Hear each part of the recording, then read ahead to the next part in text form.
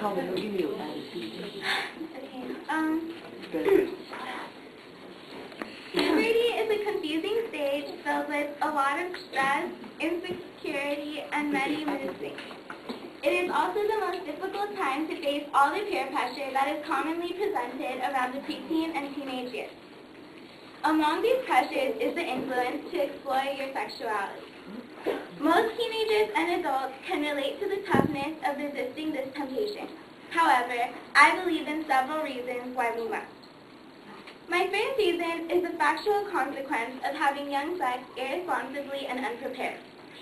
Sexually transmitted diseases and pregnancy.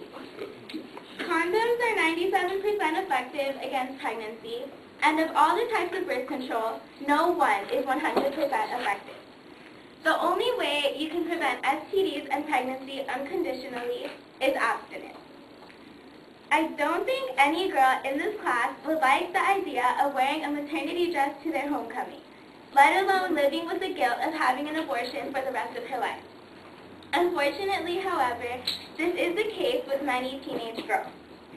Living with the guilt of having an abortion for the rest of your life is terrible. The good thing is that we have total control over having to or not. Even if you're careful enough to avoid unwanted pregnancy or STDs, there is another very important factor to consider, your heart. What many people don't realize is that adding sex into a relationship is a huge step, not only physically but emotionally. Customarily, it is even more meaningful to the woman. Why? In the society we live in, women are very much looked at as objects of lust to be taken advantage of. Boys tend to pick up this idea at a young age. Therefore, even young girls are called awful names that represent promiscuity. Being sexually active increases this type of harassment and the effect of a negative reputation. My last reason is probably the most ignored and least concerned about, God and the church. One of the main beliefs of Christians is abstinence. It is a belief, but ordinarily not a priority.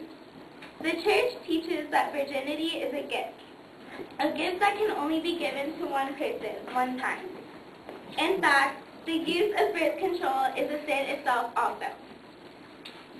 The Bible has multiple verses speaking of God's preference of his people sustaining abstinence.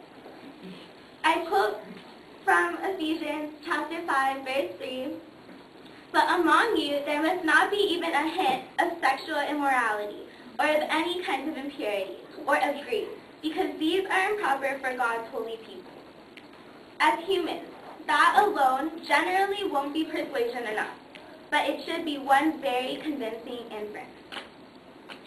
Peer pressure is a burden to face, and even more complicated to deal with, even when you know what is right and wrong. Still, we need to learn to have willpower and do what we know God wants. In all actuality, even people who are weak in peer pressure should find it simple to say no to this wrongdoing. The vulnerable are typically the ones who care deeply about others' opinions of them. Therefore, they should be entirely against something like ruined respectability.